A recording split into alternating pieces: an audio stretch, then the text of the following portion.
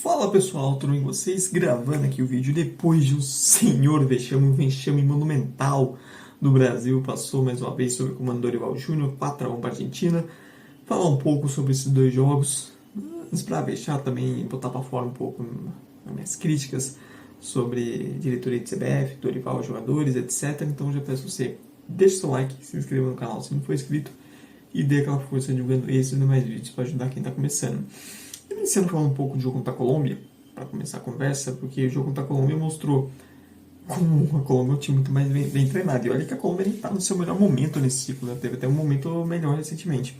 Mas era uma Colômbia que gosta de jogo de caos, de lá e cá, e é uma seleção bem treinada para isso. E depois de um começo ali, começou mal, o Brasil até começa explorando na parte defensiva, ajustou a marcação, o Brasil não tinha série de bola no primeiro tempo, e a Colômbia começou a comandar o jogo. Merecia ter terminado o primeiro tempo vencendo, mas era uma Colômbia que faltava mais qualidade na hora de finalizar as jogadas. Mas era um time melhor, um time que sabia o que fazer com a bola, que soube neutralizar o Brasil depois do começo, do gol do início. E você vê que a diferença de um time bem treinado, que o esquema potencializa os jogadores, e um time totalmente bagunçado. No segundo tempo, eu acho que a Colômbia até meio que dá uma cansada, não consegue manter aquele ritmo de marcação incessante, isso começa a dar espaços para o Brasil explorar as costas, que o jogo vira aquela trocação, o Brasil tem qualidade individual, principalmente no ataque, e esse jogo acaba beneficiando. Num jogo que, mais uma vez, o Dorival abriu mão completamente de ter meio campo, e isso foi uma vantagem para a Colômbia. Tanto que o Brasil ele até cria chance no segundo tempo, apesar de ser muito mais individual do que qualquer outra coisa, e consegue ele fazer o gol da vitória no finalzinho, e vence por 2-1. E aí, por conta da Argentina, o Brasil já tinha tomado um baile no meio campo, e o Dorival olhou e falou: vou continuar, vou dobrar a aposta. Com 4 atacantes, a Argentina, que tem como seu maior ponto forte justamente o meio campo, e entrou com 5 jogadores no meio campo, enquanto o Brasil só tinha ali no meio André e Joelinton, que não são volantes marcadores. O Joelinton nem volante é. É uma coisa você jogar num esquema com 3 jogadores de meio, onde você tem um volante ali te protegendo nas costas, também num time que é mais voltado para isso, no esquema já estabelecido. Colocar o Joelinton ali é uma coisa. Outra coisa é você num contexto de seleção, um time cheio de problemas coletivos, que não tem organização defensiva, e você colocar ele numa dupla de volantes. O espaço que ele tem que cobrir é muito maior, é diferente isso. E ele não era um nome para estar ali. E claramente também não deu certo. E o André também é outro que merece críticas também. E o Brasil foi completamente dominado no meio, em vários momentos se defendendo com 6, e entre 6 jogadores que defendiam, tinham alguns jogadores que não são bons defensores, e o quarteto de ataque não voltava, então você não tinha uma organização, o Brasil facilmente superado, e sinceramente o resultado foi pouco. Foi pouco, o 4-1 não resume a tamanho de diferença que foi esse jogo, porque a Argentina foi muito superior. E a Argentina, se quisesse ter apertado o pé e fazer mais, provavelmente teria feito, porque é um nível de superioridade tremenda. Tática, nível de superioridade técnica, no quesito não qualidade de jogadores, mas de acerto mesmo técnico no jogo, e nível de superioridade mental, de tranquilidade. O Brasil que entrou assustado em campo, e os gols no começo terminaram de assustar ainda mais. E assim, uma Argentina sem Messi, que estava na Miami, e uma Argentina sem Lautaro Martínez. Lautaro Martínez foi o melhor jogador da Argentina na última Copa América, fez o gol do título, e é, para mim, nas últimas 2 temporadas, o melhor jogador argentino no futebol europeu. Apesar do Julián Álvares estar vivendo agora um grande momento no Atlético de Madrid, se você pegar o toda a temporada, o Lautaro ainda é melhor. Que na temporada passada ele já foi melhor também. Então, talvez dá pra dizer que talvez a gente não tivesse sem seus dois sem seu principal jogador, o Messi, o líder, e também sem seu principal jogador no momento, que é o Lautaro. E mesmo assim foi um 4-1 fora o baile. O único gol do Brasil veio num erro da Argentina, uma bobeada completa do Coutinho Romero, o que a Argentina deu gol, porque o Brasil não teve nem capacidade de construir um gol. Mérito do Matheus Cunha, que é o único que eu não vou criticar aqui, porque assim, pra mim foi o único que realmente quis o jogo no primeiro tempo, tentou fazer alguma coisa, se apresentou mesmo, tentou fazer algo, fez o gol ali, e parte da iniciativa dele também de pressionar, de ajudar a forçar o erro do Romero. E é o único pra mim que um pequeno plano, assim, não critico, porque pra mim ele ainda tentou fazer algo, ainda conseguiu fazer alguma coisa mínima, diferente dos demais. Mas, para falar de críticas da seleção brasileira, a gente tem que começar de cima. Qualquer crítica tem que partir do topo, tem que partir da gestão de Edinaldo Rodrigues, que é um completo desastre. CBF sempre foi sinônimo de gestão, de boa gestão? Nem um pouco, sempre foi uma bagunça, desde que eu nasci, desde antes de eu nasci, sempre foi. bagunça e sujeira, né? Ricardo Teixeira, entre outros nomes aí. Mas o Edinaldo, ele tá num nível acima dos demais. A sujeira continua e a incompetência dobrou. Ele é muito ruim. É o pior presidente que a CBF já teve, com toda certeza, o mais incompetente. Eu achei que não era possível, mas realmente a CBF tinha alguém pior ainda. E assim, cara, você vê coisas mínimas, como o futebol brasileiro está cada vez mais largado. É questão de calendário, divulgação. E, tipo, o Brasileirão começa sábado. A segunda rodada do Brasileirão não tem data. Os times, os torcedores não sabem quando vão ser os jogos da segunda rodada do Brasileiro. E a primeira começa nesse final de semana. A base também é a bagunça, a questão de calendário, é tudo jogando em cima da hora. A Copa do Brasil ainda não fizeram o sorteio da terceira fase. A primeira fase só foi sorteada porque os clubes começaram a pressionar e falar desesperadamente: a gente precisa ter uma definição. E estava quase na hora de começar a competição e não sabia os jogos. O futebol feminino, então, nem se fala, é uma bagunça completa. Isso que o Brasil vai decidir a Copa. E é pior ainda. Então, é uma instituição completamente largada. Se você olha os perfis do Brasileirão, eles estão largados lá mesmo, parece que esqueceram que eles existem. E assim, isso não é tão importante. Não, é que você vai pegando pequenas coisinhas, você consegue ir juntando pecinha por pecinha, você vê o todo. E vê como a CBF é uma instituição completamente largada. Na gestão interior, na gestão Tite, pelo menos esse envolto da seleção, eram jogadores que falavam, quem cobria, repórter, todo mundo falava que era muito organizado nesse sentido. Era um mundo à parte da CBF. Então você tinha ali o editor de staff, você tinha uma organização de logística, tudo mais, toda a equipe por trás também. Você tinha um trabalho profissional nesse sentido, independente dos resultados em campo. Estou falando, né, dessa parte atrás, essa parte administrativa mesmo. Jogadores, comissão técnica, repórteres cobrindo, todos falavam muito bem disso. Agora é uma completa de uma bagunça até nesse sentido. Nem as coisas que se tinham de certo se tem mais. Isso muito passa por ele, pela figura dele, completamente amadorismo, as escolhas péssimas do técnico. Saiu o Tite, e o Tite anunciou com antecedência, não tinha um técnico pronto, manteve o Ramon Menezes, que ainda é técnico da seleção sub-20, mesmo passando vexame, entrada de vexame, mesmo sem ter condições sequer de ser técnico de Série A, de time ruim de Série A. Trouxe o Diniz, e o Diniz treinando o clube ao mesmo tempo, uma bizarrice completa, e obviamente que deu errado. Apostou no Dorival Júnior, e também não tem nível para estar ali. Tudo isso porque ficou esperando a promessa do Ancelotti, que não tinha assinado porcaria nenhuma. Uma vergonha atrás da outra, e isso tudo obviamente reflete dentro de campo. CBF sempre foi uma bagunça, sempre foi, mas dessa vez está pior ainda. E aí temos que falar do senhor Dorival, que assim, nunca teve nível para ser técnico da seleção. Foi ali, conseguiu um sucesso, ele estava até meio jogado para fora da carreira, estava escanteado, aí vai pro Ceará, aposta nele no momento que ninguém apostava nele. Dali as coisas dão certo, uma crise no Flamengo, chamam ele e ele consegue emendar um trabalho no Flamengo em São Paulo para ser vitorioso. Caiu no colo dele, porque não queria contratar o estrangeiro, então ele tinha acabado de ganhar título no Flamengo de São Paulo, vamos no Dorival. Assim, nunca teve nível para isso e completamente perdido. As ideias dele também não batem com o time. Não tem também personalidade para tomar decisões difíceis, incoerência em diversas decisões, escolhas também muito questionáveis e também abordagem tática dentro de vários jogos também muito ruim. Na seleção só piora, não há melhora.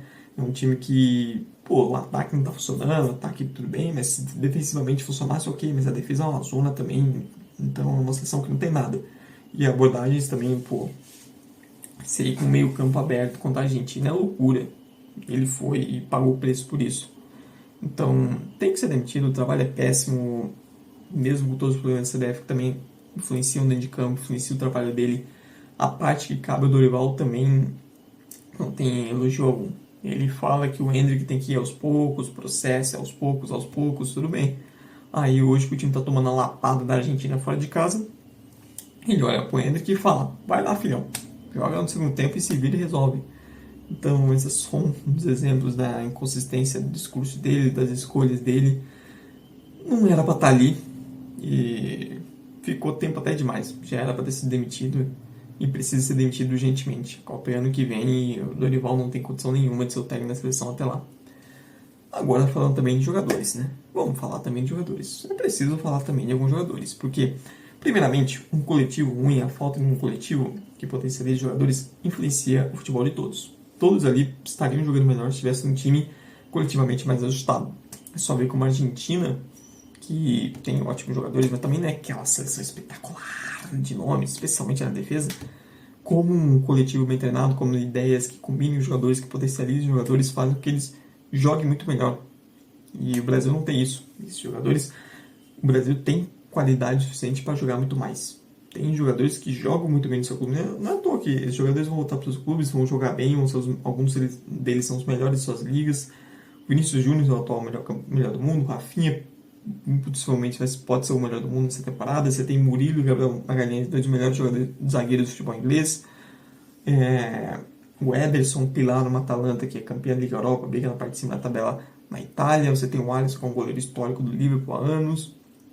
Entre outros, eu estou citando os primeiros que vêm na minha cabeça, mas assim, então são jogadores que têm qualidade. Você tem material humano para jogar mais. Os jogadores podem jogar mais, tem qualidade para isso. O que a gente está vendo não é o nível real desses jogadores. No time com o coletivo mais ajustado, eles vão render mais. E não tem, obviamente, uma bagunça e da anarquia. Mas também, isso também não isenta totalmente de crítica. Né? Tem jogador também que, pelo amor de Deus. Começando pela questão do gol, o jogo de hoje, para mim, só mostra como o Alisson é o titular da seleção brasileira. Por que é isso? Porque ele nunca tomou 3 gols pela seleção brasileira, e olha, ele está há tempos. Todas as últimas vezes que o Brasil tomou 3 ou mais gols não foram com o Alisson em campo. E, assim, ele é o titular, vai continuar sendo titular, independente do técnico, porque a diferença dele para os demais é considerável. Toda vez que, desde que o Alisson virou titular da seleção, que algum goleiro teve chances, Ederson, Bento, Everton, outros, todos que tiveram chance nesse período, só serviram para mostrar o porquê que o Alisson é o titular. Porque são abaixo. Pode ter essas um milhão de críticas pro Alisson. Mas ele é o titular porque os outros são piores. É por isso. Na lateral direita, cara, o Wesley foi colocado numa bucha tremenda. Eu ainda dou uma dúvida, mas hoje foi muito mal. Já é sabido que ele não é exímio marcador e realmente foi péssimo hoje. Foi péssimo. Pensando que hoje no jogo o Brasil joga mais defensivamente, eu acho que foi um erro não ter deixado o Wanderson. O Wanderson fez um bom jogo defensivo contra a Colômbia, marcando o Luiz Dias, que era o principal jogador da Colômbia. O gol da Colômbia sai no lance que tipo, é uma bagunça, que ele não tá na marcação, que aí não é culpa dele. Mas no que coube nos duelos individuais ele até foi bem. Mas o Wesley e o Wanderson acho que tem que ter mais testes também no esquema que melhor deles. Mas o Wesley realmente não é um grande marcador e hoje sofreu bastante. Na zaga, o Marquinhos é isso aí já é independente de tempo, né? O Marquinhos ser capitão da seleção brasileira em 2025 é uma porcaria, né? É de sacanagem. Impressionante como falta firmeza, impressionante como é mole, impressionante como é frouxo. E tem qualidade para jogar muito mais, mas a verdade é que na seleção ele nunca foi o zagueiro que se esperava. Tem uma moral muito maior do que ele entrega. Essa é a verdade. Não faz sentido ele ser o capitão. Ele acaba sendo titular também, porque Bremer e Militão estão lesionados, mas em condições normais nem era para ser titular e eu não sei nem se deveria ser convocado. O Murilo vem num grande momento do Nottingham Forest, infelizmente, que puxa do caramba, né? O cara ele para estrear justamente contra a Argentina. Foi muito mal, obviamente não estava pronto para aquilo, sentiu demais o jogo, você via na expressão dele, nos gestos técnicos, o quanto ele estava nervoso. Ele não devia estar ali, é um jogador que eu acho que pode render mais, que merece mais chances, mas ele não estava pronto para estar nesse time. E pagou o preço, foi muito mal, e realmente tinha que ter saído no intervalo, porque estava assustador de ruim. O Léo Ortiz entra pra mim numa lista que eu vou falar com outro jogador, o Guilherme Arana também vale mesmo. É muito bom, é bom pro futebol brasileiro e só. Não tem pra que ir pra seleção. Não tem nível pra isso. Comemos. O Léo Ortiz é um ótimo zagueiro, adoraria ter no meu time, mas é isso. Não tem pra que estar na seleção brasileira. Se tá na seleção brasileira é porque deu merda. E o lateral esquerdo, o Guilherme Arana, cara, é inexplicável o Guilherme Arana ainda ser convocado. Na última temporada, ele não foi top 3 lateral esquerdo do Brasileirão. Ele não foi nem top 5. O lateral esquerdo da seleção brasileira no Brasil e Argentina foi um jogador que fez uma temporada pior, um Brasileirão pior que Matheus Bidu pelo Corinthians. Isso quer dizer que o Matheus Bidu tem que ser convocado? Não. Mas também o Arana não dá para ser convocado. Ele é o pior lateral esquerdo que eu já vi na seleção. De atuação, de desempenho, não falando nível técnico, mas desempenho mesmo, desempenho constante. E ele continua sendo convocado. É inexplicável. A atuação dele hoje é uma das piores que eu já vi também em um jogador para a seleção.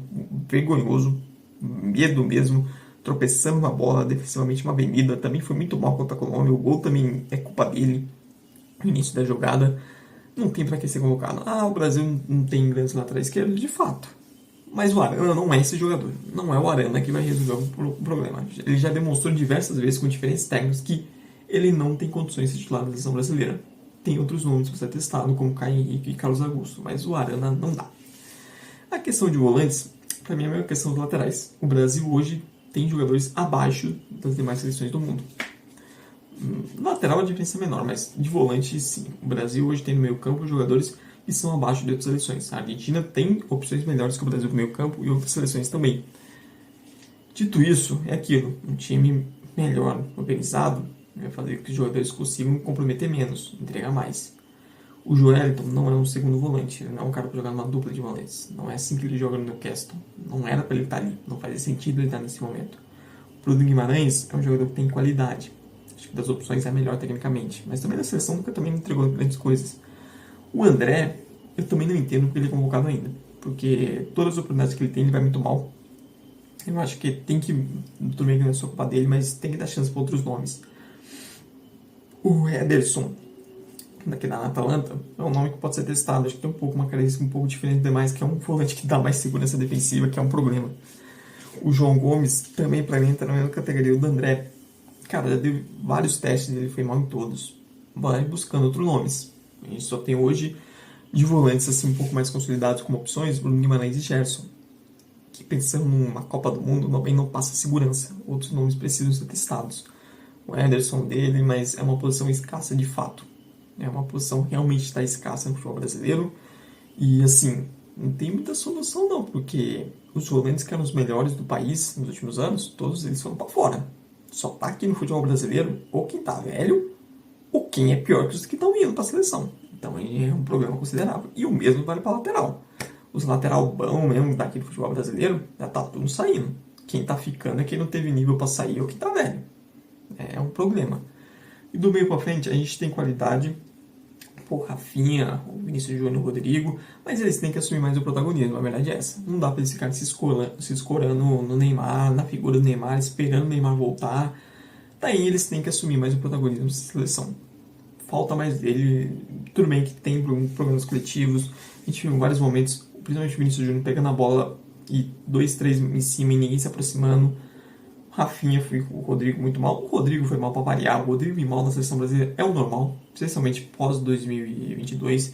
Impressionante como ele é um nada. Ele tem qualidade, mas assim, de 10 ele não funciona, de ponta direita não funciona, de ponta esquerda também não funciona. E ele se esconde mesmo. O Vinícius Júnior foi mal, mas não se omite, tenta. O Rafinha começou muito mal, mas depois tentou fazer algumas coisas, tentou aparecer um pouco mais no jogo. Agora o Rodrigo nem isso, ele não aparece. Se ele tirar ele de campo, a gente nem percebe. Muito mal. E eles têm qualidade suficiente para serem os protagonistas dessa seleção. E eles precisam ser, eles precisam chamar mais responsabilidade e parar de ficar se escondendo para sempre nas costas do Neymar. Já é feio. Já faz 2, 3 anos que eles estão se esperando pelo Neymar e se escondendo atrás do Neymar. E o Neymar não está voltando. E eu nem sei se vai voltar. E o Matheus Cunha, para mim, é um nome que salva. Ele não é um 9, ele é muito mais um jogador que vai atuar atrás de um centroavante. É assim que ele está jogando bem na Inglaterra, mas como eu disse, foi o único que tentou fazer alguma coisa hoje. Mas também, essa questão do centroavante é um problema para a seleção. A gente até tem outros bons jogadores. Matheus Cunha é um bom jogador, João Pedro é um bom jogador, Endrick é bom jogador, não são jogadores ruins. O problema é que são jogadores que para mim funcionam muito mais como segundo atacante ou atrás de um centroavante do que exatamente sendo esse camisa 9 de área. A esperança é o Pedro, mas a gente não sabe nem como o Pedro vai voltar depois de uma lesão grave. E, cara, eu gosto muito do Pedro, mas eu não tenho medo de ele entrar na mesma vibe de Léo Ortiz, Arana, que é bom jogador no nível do futebol brasileiro, mas não exatamente é um bom jogador para a seleção. A chance que ele teve lá atrás também não mostrou tanta coisa. Então, a gente não sabe qual Pedro que vai voltar e nem se ele é realmente esse nome capaz de ser um centroavante. É uma posição que hoje tem problemas. Centroavante, volantes e laterais são posições que hoje o Brasil está abaixo dos demais. Mesmo assim, é possível você fazer esse time ser mais competitivo.